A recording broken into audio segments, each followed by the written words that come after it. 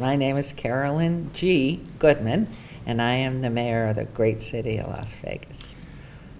What has been the impact of the virus and the sort of shutdown on Las Vegas? In a nutshell, it's brought us to our knees.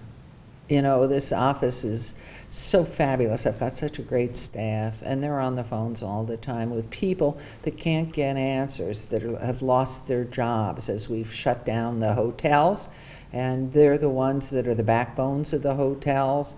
We have people who are on week-to-week paychecks. They can't feed their children.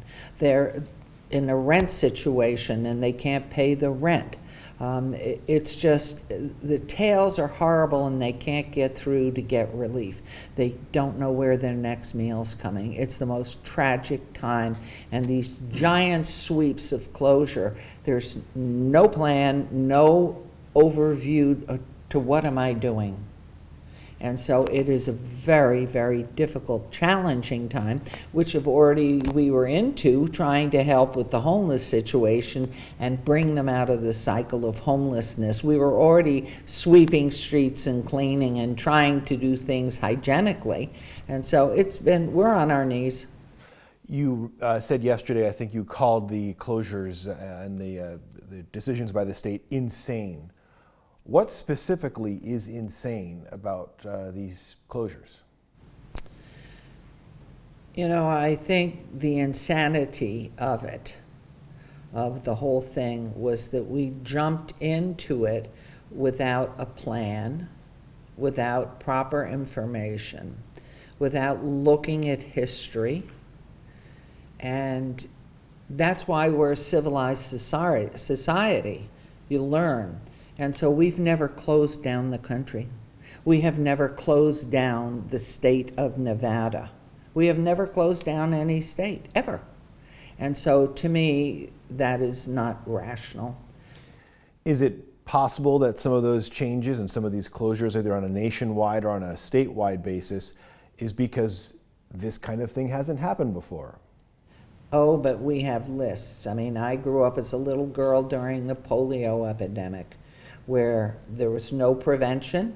They didn't understand what it was, and we've had all these viruses and all these flus that pass through year after year. And each one of us carries our own bacteria and are just walking individuals that have germs. And so why would we be doing this? Why summarily now in the state of Nevada, when we're unique and we rely on tourism and conventions and hospitality, and have now put all these people out of work that can't feed their children, can't take care of their grandfather or grandmother? There was no plan. Does the fact that Las Vegas is based on tourism excuse Nevada or Las Vegas from trying to keep people safe? We've done that for the past 70 years. That's what we've driven for. We came here in '64 with less than 80,000 people here, and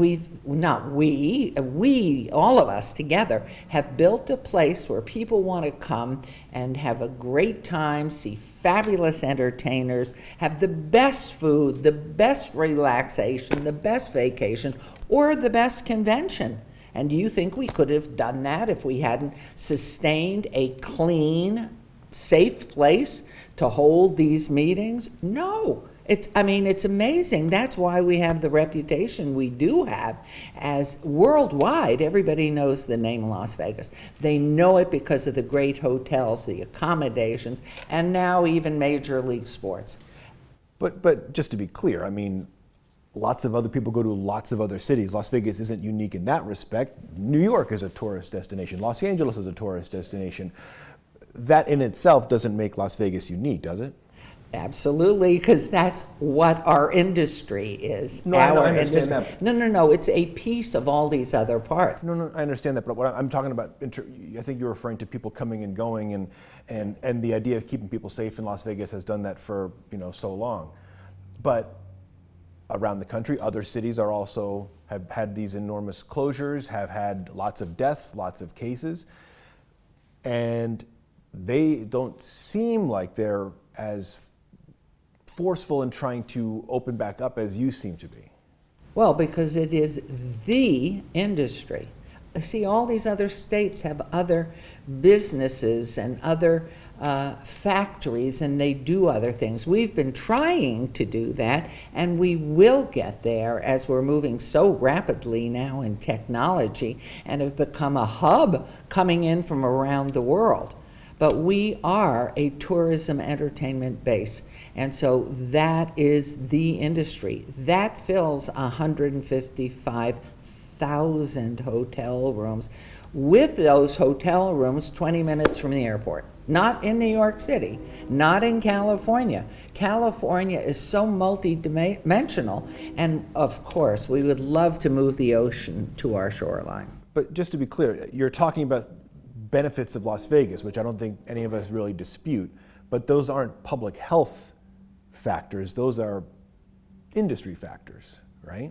No, but we would not have the reputation and the success of 42, 43 million tourists a year coming here if we hadn't gained the reputation already to make sure that we are safe, that we are healthy, that we provide an absolutely phenomenal product to them in offering the hospitality. So in closing it down, in closing the hotels, in closing the golf courses, in closing things down, that's our industry.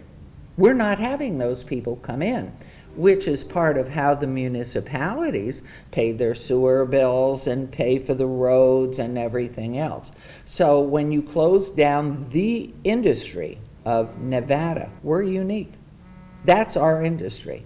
Do you believe that the closures are helping? Helping terms of- what? Hang on, I'm just on the phone. Oh, I'm so sorry. That's okay. Oh, hold on one sec.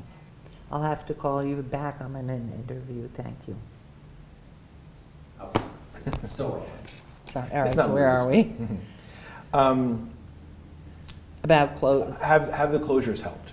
The closures of the businesses, the closures of events and parks and so forth. Has that helped Do you think what? that number of cases, number of deaths, do you think it would have been worse if we had stayed open? Or better? Well, no, the thing is planning and learning from history. We knew from the beginning that this was affecting the elderly population. And what should have happened right off was to quarantine and concentrate on the senior living complexes, on the senior living homes, and put in the restrictions there so that the visitors were kept out. Because little people, most of us who are grandparents have little people as grandchildren, and they happen to be the carriers of most of the germs because they get them from their friends in school. And that's throughout history. That is something that's easily tractable. So to me, that's where it should have started. And when you look at the fact that it's less than everybody that's lost.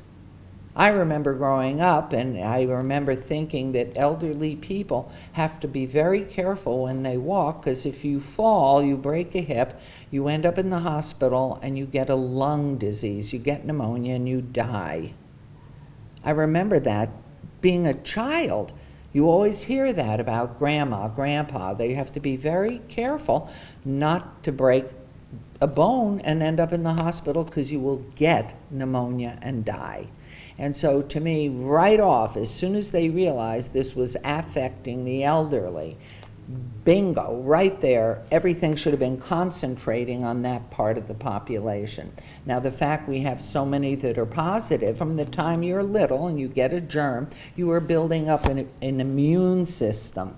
And the idea is, and I don't know if you've been tested, either of you, I have not, but I would probably tell you, I remember having a cough back 6 months ago. It could have been the coronavirus, which means that I'm here, I've built up an immune system. Let me backtrack a little bit. What conversations have you had with Governor Sisolak about your feelings on this? Well, to be perfectly honest with you, when he made his first announcement and first of all, I have a great deal of respect for Governor Sisolak. This is a very, very, very challenging time, and I'm sure he's doing the best he can with the teams of advisors he has.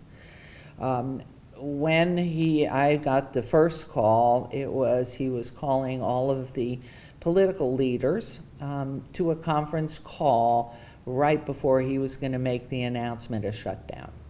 And when he did it, and he, in that conversation, talked about the Clark County School District and gaming, I made the mistake of saying, "Excuse me, Governor, but I think," and he said, "This is not for input. This is a courtesy call to let you know what I'm doing."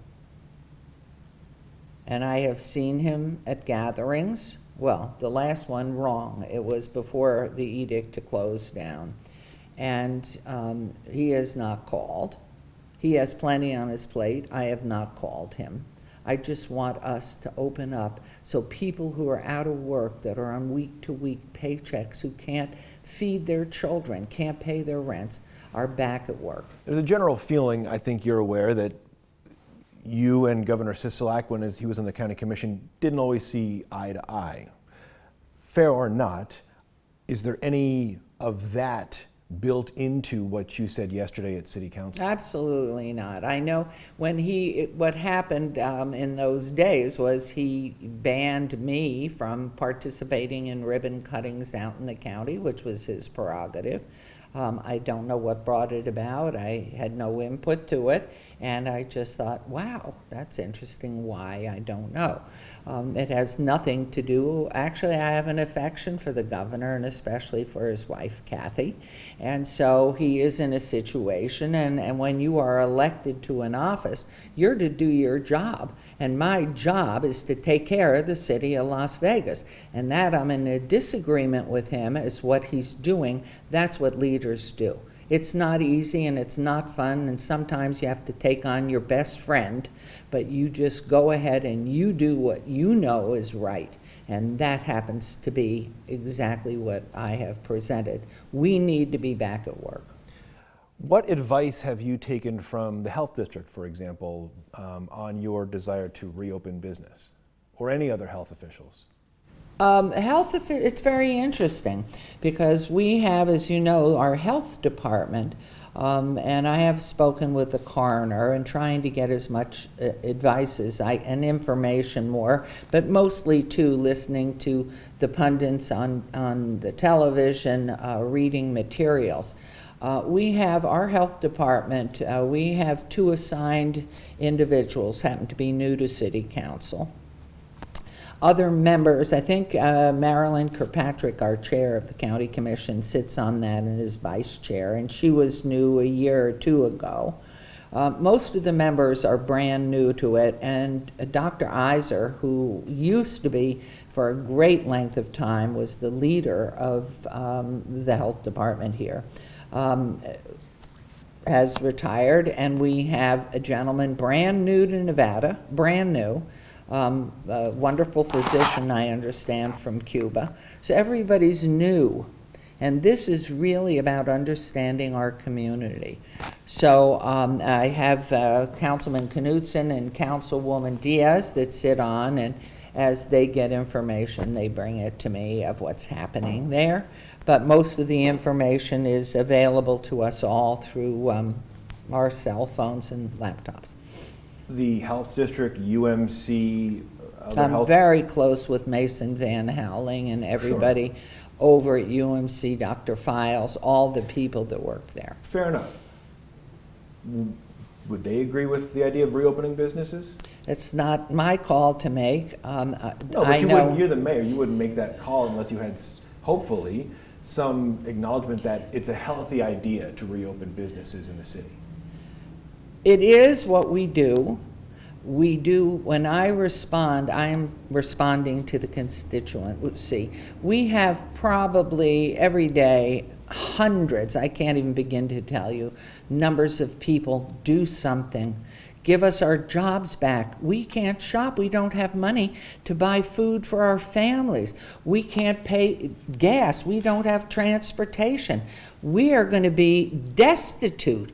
And especially if we've opened and built our own, we've taken all of our savings and put them in our small business and we're closed. We can't even do anything. Help us. So what's a bigger responsibility, the concerns of the business leaders and others in the public, or public health? And the homeless. We have been working diligently with all of our social services. We deal every single day with trying to bring the homeless through with support services and back into a life out of the homeless area. So it's not only about big business, which happens to employ thousands of people who are out of work. Thousands. We had 300,000 2 days ago already on the records of having filed for unemployment. The number is probably 900,000 or 1,000,000 that are out of work. We are talking, and the tragedy of losing anybody, the tragedy of having loss, we are talking less than 1/2 of 1%. 1/2 of 1%. 115 people have died from the coronavirus in southern Nevada, where we have over 2.3 million people living. But is that a product of the virus, or is it a product of the measures that have been put in place to keep everybody in their homes? Who knows? How can you sacrifice? I got a call yesterday from someone who says we're taking a shotgun to kill a mosquito. You can't do that. You can't take a whole population, a whole state, put it out of business, because how are you going to feed these people? How are they not going to be part of this growing homeless population? And this homeless population is wandering around and possibly has the germs. That's why we're working so diligently, and thank you, the county, for helping us establish that. And I don't mean to interrupt just because we're running a little short on time. You were talking about sacrifice, and I don't want to put words in your mouth, but it seemed like you were saying we're sacrificing business for a small percent of the I don't see it that way. No, and it's not that. What the issue is here is there was no pre-planning, and we shut down. Is there usually pre-planning for an unprecedented pandemic? We've never done it before in the history of the United States. We've never shut down one state anywhere. We have never shut down the entire country. That's what I'm saying with Zika and Ebola. When you look at the data, it doesn't hold up to warrant it.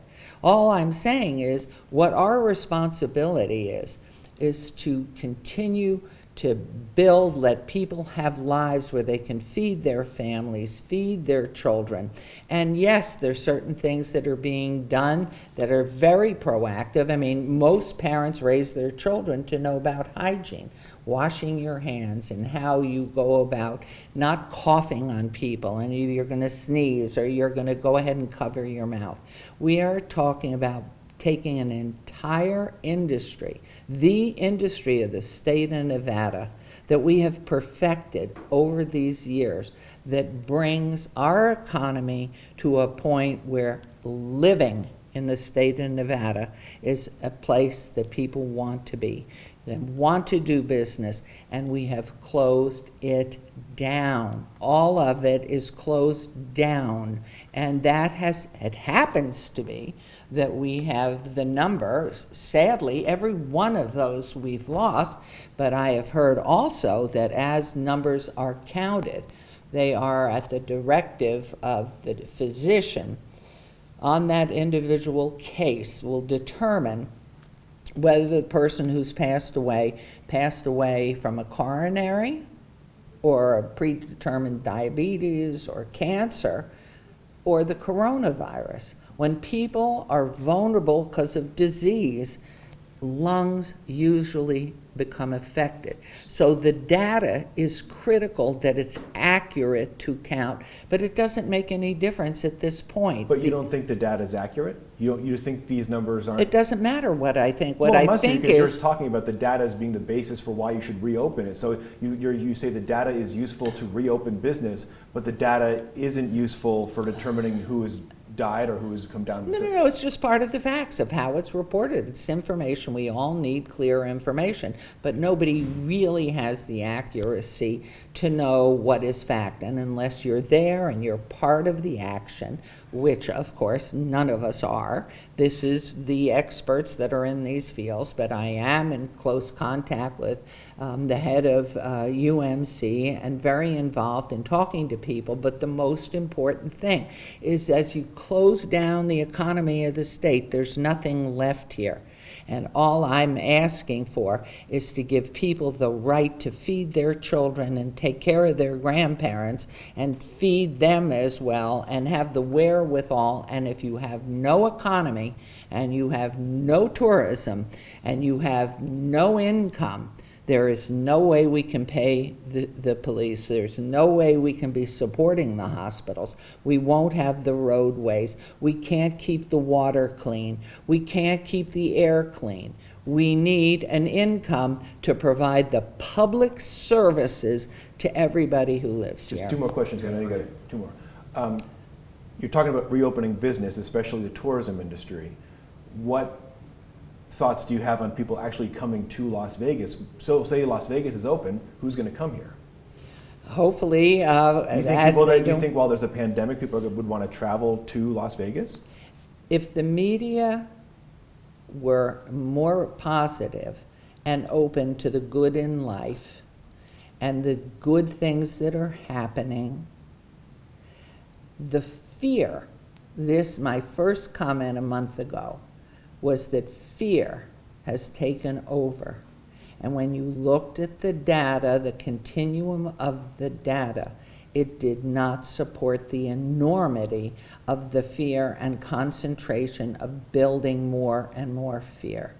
Staying home and not being out in life, staying home will destroy the industry that this state has been working for and gained an international reputation for, of its excellence, of all the things to do, to have conventions. Conventions mean bodies.